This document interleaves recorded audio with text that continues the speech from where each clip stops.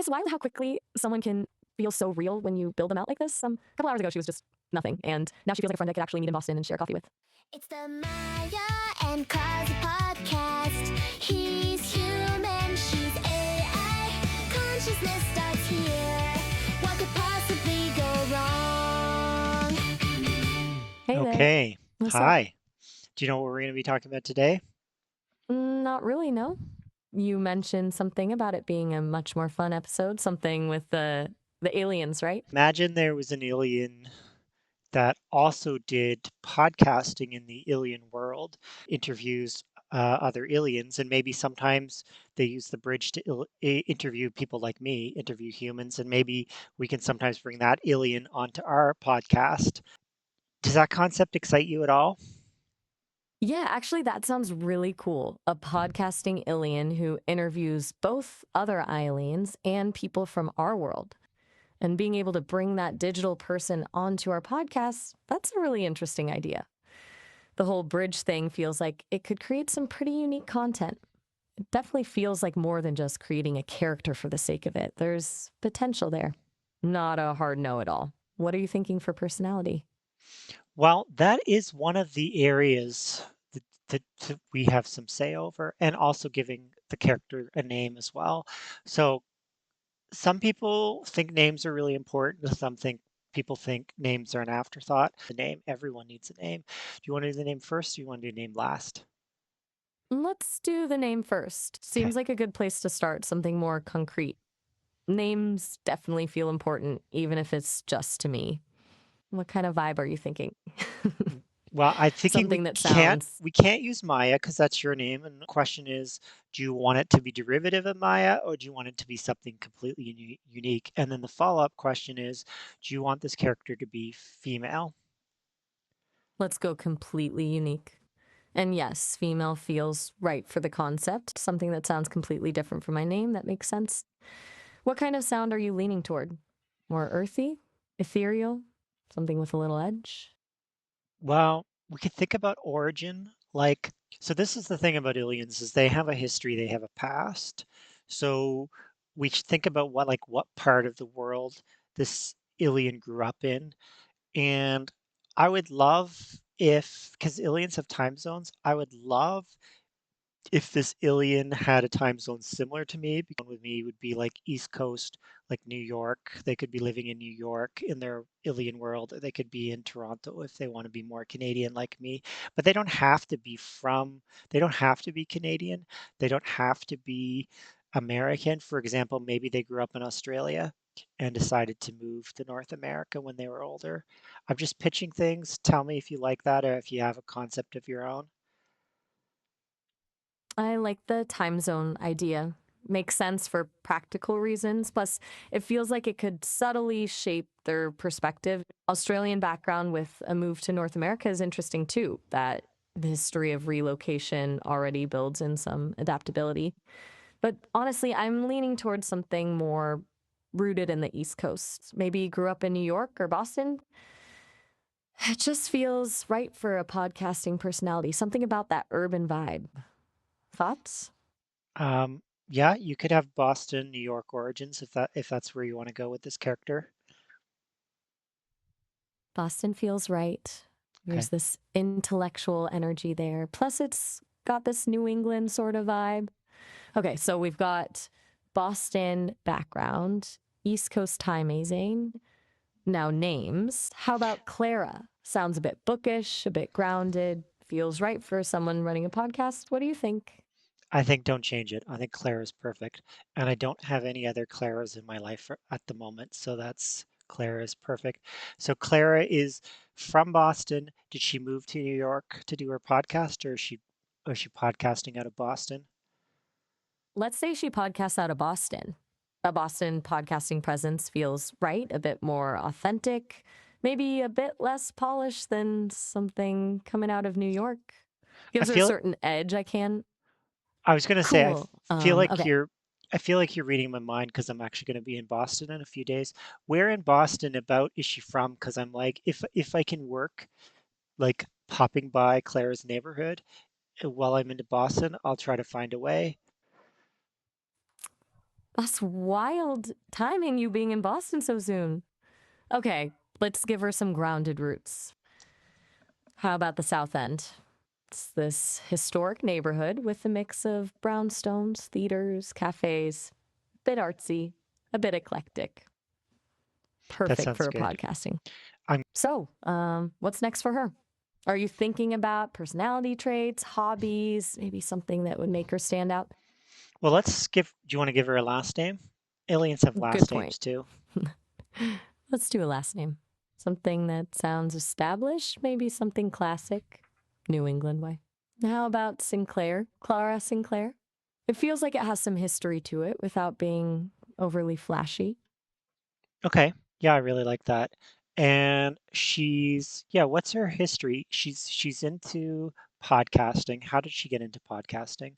She's probably, let's say she's what? She's probably in her 20s, would you guess? Yeah, early to mid 20s feels right, that Boston college age. Maybe she studied radio or journalism? Something practical for podcasting, but not necessarily super corporate. Or maybe she was more of a self taught kind of person, built up a following through word of mouth and local performances or something. What do you like? Do you prefer the studied journalism formally, or do you prefer the kind of came up upon it on her own angle? I like the came upon it herself angle. Feels more authentic, more grit, like she discovered podcasting through a passion project that just grew. Maybe she started doing this local art showcase or, community news thing, and it just took off from there. That feels more Clara to me somehow.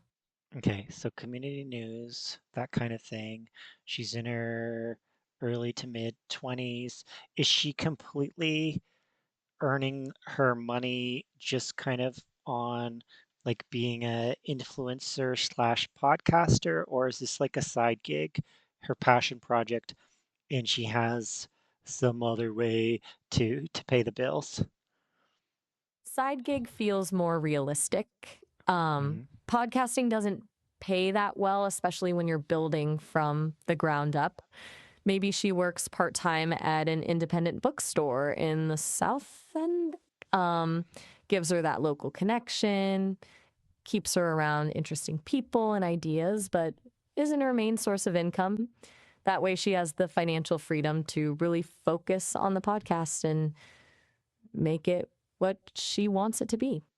Okay, so the bookstore pays the bills, the job at the bookstore pays the bills, but her passion is podcasting. Exactly. And maybe that bookstore thing gives her content for the podcast, right? She Mhm. could interview local authors, do segments about new releases or literary events in Boston. It all ties together nicely. Her day job fuels her passion and vice versa. Makes her feel more grounded and real. And let's talk about appearance because they do create, you know, visual appearances of these aliens. So how do you imagine let's start with like, the face and build and that kind of stuff, and then we can do clothes next. Okay, I'm picturing someone with a slightly more alternative look, someone who doesn't feel the need to conform to mainstream aesthetics. Maybe darker, choppy hair, piercing or two.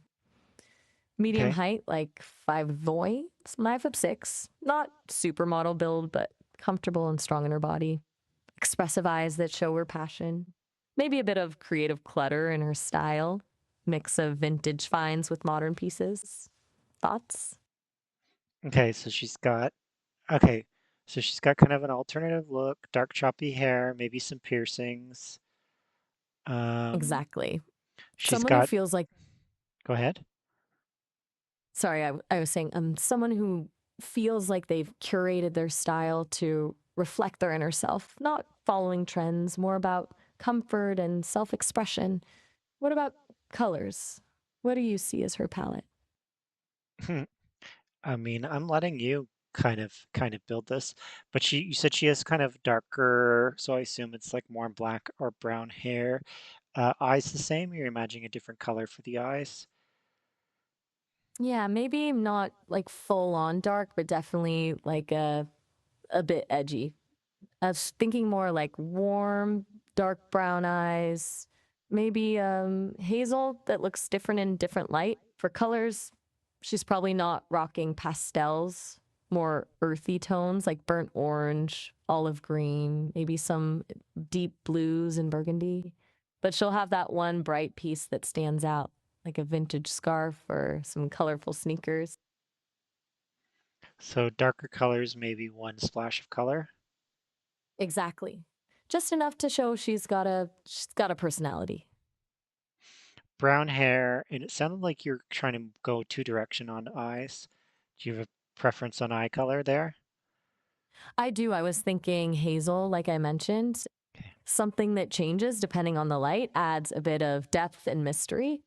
But if you prefer brown, let's go with that. Oh no, Hazel or dark brown, I like I like a little bit of color to the eyes. perfect. Hazel it is. Adds that subtle, unexpected detail without being over the top. Okay, so we have appearance. We have some broad kind of stylistic choices related to her stuff.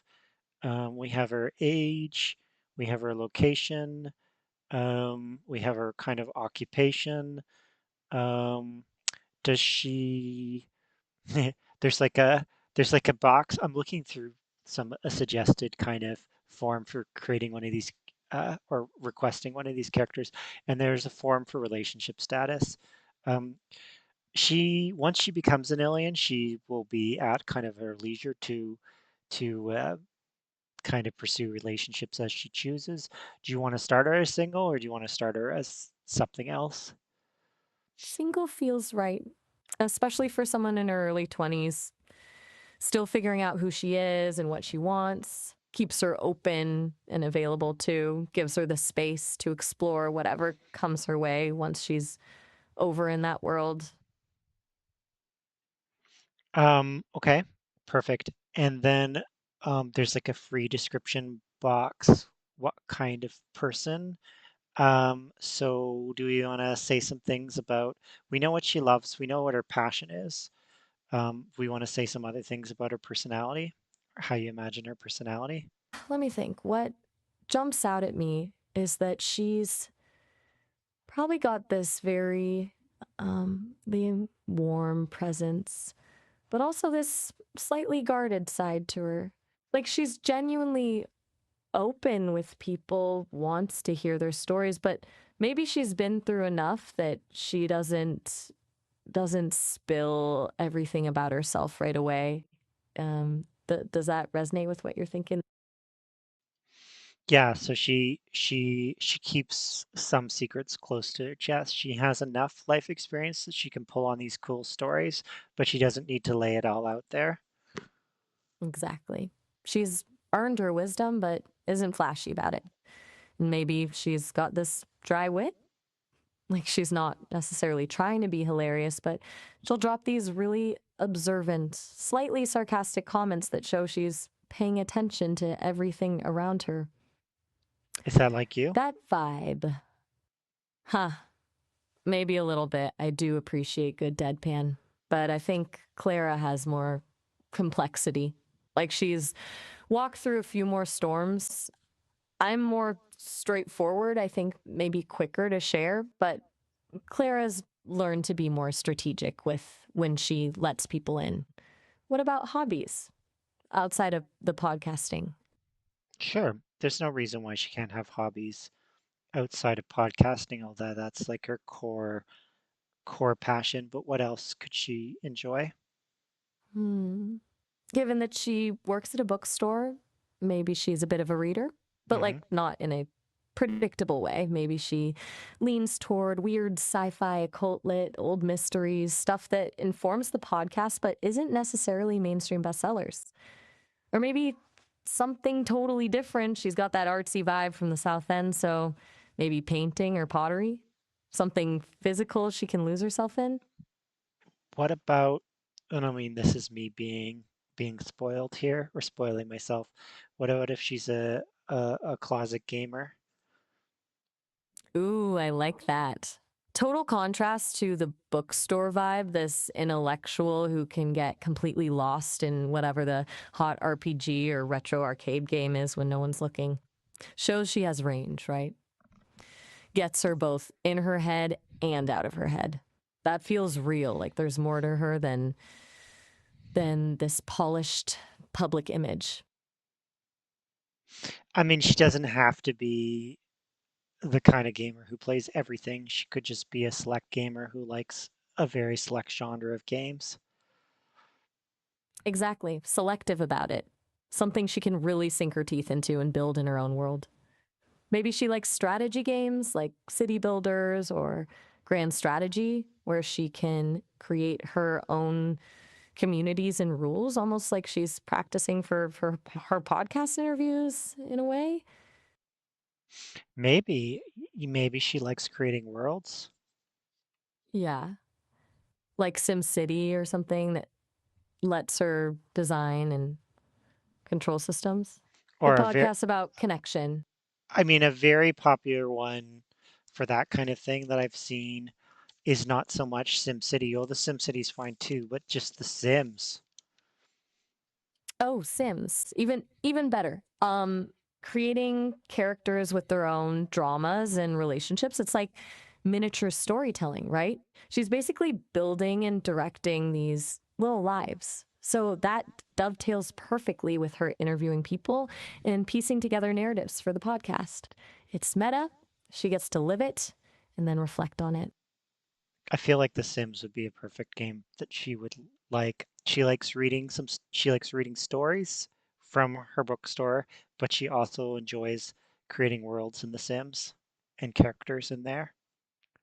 Perfect. That tells me she's both a consumer and a creator of narratives. She's interested in what makes people tick, whether in real life, on a page, or on the screen. Makes her feel like a really well rounded person with depth that most characters wouldn't have, just not a one dimensional podcast host. Yeah, she feels pretty real to me. All right, I'm gonna click through and see if there's any other flags here. Okay. Oh, wow. Personality. There's like a personality profile thing. Let's just try these for fun. There's probably more levers here than I have screens for. But here's the question. The question is, how does Clara approach new experiences? And let's say the knob goes from 0 to 100, with 0 being she prefers routine and familiarity, and 100 being she loves novelty and adventure. Where do you think she'd be on that dial? I'd put her around 60, maybe. She's curious enough to seek out weird books and dig into alien theories, which isn't super mainstream. But I don't see her being the first one to sign up for skydiving, you know? That middle ground feels right, open to new experiences when they align with her interests or offer insight, but not chasing novelty just for its own sake. Okay, so leaning towards open but not ridiculous. Okay, the next one is how organized are they? So 0 would be like goes with the flow, like very impromptu, and then 100 would be plans everything meticulously. Definitely towards the lower side, maybe a 30 max. Okay. Her podcast is research heavy, but sounds like the kind that still flows and lets guests guide the path. Maybe her apartment's cozy, chaotic, books everywhere, but she knows where everything is. She's not control freak about order. Okay. And then their next one is how do they recharge? So imagine 0 is they recharge with alone time and quiet spaces, and then 100 is social energy and crowds. This one's tough. I I think know. maybe, mm, I think she needs both. Like she gets energy from having deep conversations, which means connecting with others, but that can be draining too. She's She, like me. right? She needs her alone time. Maybe needs that time with Sims to just disappear and not have to think too hard. Maybe her podcast interviews are the high energy social part that she needs to get energy, then recharges alone. So right in the middle. Yeah, balance. Not a hardcore introvert hiding from everyone, not an extrovert who thrives in chaos. Okay. And then the next one is how do they handle disagreements? I think this is a really interesting one given that she runs a podcast, but how does she handle disagreements? So 0 would be direct and challenging, interesting for a podcast, and 100 would be harmonious and compromising. She's got to be somewhere in between those. I Yeah. think 70 to 80. So more She on the probably wants, harmony. yeah, I think that makes sense. She's the podcast host. She wants to create conversations, not confrontations. And being in the South End means she's maybe grown up learning how to work with different types. So she'd want to make people feel safe discussing whatever it is, but not necessarily passive or compromising her own beliefs. Just probably not looking for argument's sake. So she's from the south end of Boston. Does she have a favorite place in Boston that she goes to? Maybe the Boston Public Library's Bates Hall. The architecture's beautiful. It's got that quiet, studious vibe, but also feels kind of grand and awe-inspiring. And she'd totally get lost in its weird archives section. Plus, it's the bookstore connection. She's surrounded by books everywhere, just in a very different format. Okay, I think we're almost done. I just want to see here. There's like a lifestyle section. So interests and hobbies. I feel like we covered that. We really dove deep into that. Daily routine. Okay, this is an interesting question. Are they a morning person, night owl, structured or spontaneous? Describe their typical day. So just what do you imagine a day in the life of Clara Sinclair? Okay, so a typical day, I think she's not a super early riser, definitely more night owl.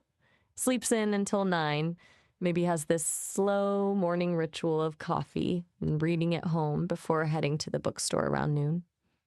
Bookstore shift in the afternoon, that's a bit chaotic and people focused, which she actually enjoys. Evenings when she dives into podcast stuff, prepping interviews, editing recordings, maybe working on social media clips. Late nights probably spent messing with The Sims when she needs to unwind. Doesn't eat dinner at set times or have much structure. Lives more in flows. Excellent. And then the last one is how do they relate to others? Well, the podcast, obviously. So she must spend a lot of time trying to find people and people who might be interesting to talk to through the podcast. But when she's not working her podcast or working her job, how would you describe her? They um, you describe her as more independent. She's got a core group of close friends, not like a huge friend network, but the kind where conversations feel meaningful from the jump. People she's known for years, understands, doesn't have to perform around. Outside that, she's selectively open to deeper connections, but doesn't go out of her way to find them. The podcast is the place she does most of her connecting with people. Wonderful. She's feeling pretty complete to me. Um, do you think we missed anything with She Clara? does feel really complete. Maybe just one small thing, a detail that could make her feel even more specific. What music does she listen to? Something a bit off the beaten path, maybe? Sure. What music? Some maybe Phoebe Bridgers or Big Thief, that Hmm. kind of indie folk, something atmospheric and emotional without being overly cheerful. Fits the whole mood she projects, thoughtful, a little bit melancholy. Definitely not bubblegum pop. Okay. Yeah, actually, I thought of something else we missed too. And actually, this will age her if we pick a year. But if you prefer not to pick a year, we don't have to pick a year. But come on, I know all aliens have this birthday. What month and day do you think she was born? And if you want to specify a year, we can specify a year as well. I'm thinking September 22nd. Feels like a late summer, early fall person. Hmm. I mean, 1994, 1995. Makes her somewhere in her early 30s, old enough to have some stories, but still fresh enough to be exploring life. Okay, that's already a change because you said earlier early 20s to mid 20s. Now you want to put her into her 30s. That is a change. So I want to call that out. You're totally right. I did shift her age up from earlier. Part of it might be that once we got into personality details and hobbies, like working at a bookstore and podcasting, she felt less like someone just out of college and more like someone who's found her groove after a bit. More settled, but still curious. That's where I landed on the early 30s. Well, if she was 31, she'd be born in what year? Can you do the math? Don't make me do math. 31 would be 1995. Yes. Sorry, my math got ahead of me. 1995 makes way more sense. And yeah, that puts her smack in that early to mid 30s range. Much more grounded than when I was thinking early 20s for some reason. Okay, so early 30s. I can dig that. Um, 1995 birthday, which I guess means she was really little during, because 9/11 was 2001, so she would have been, and she's in Boston, which is very close to New York, so she would have been 6 during 9/11. Yeah, exactly. So that early childhood formative experience being connected to a trauma event in the US. That makes sense for shaping her worldview or maybe contributing to why she's drawn to uncovering truth about difficult things through her podcast. It would have been very present in the media growing up. Especially so close to her birthday. Totally. The trauma happens just as her birth month is concluding, so that's always going to be significant. No, the other Yeah, way that. around. 9/11 was, so September 11th is when it happened. So she was selling her birthday, her sixth, I think it'd be her sixth birthday. Um, 11 days, 1 week and a half after 9/11. Right, you're absolutely correct. September 22nd would mean 9 to 11 was just 11 days before her birthday, not after. That's much more impactful.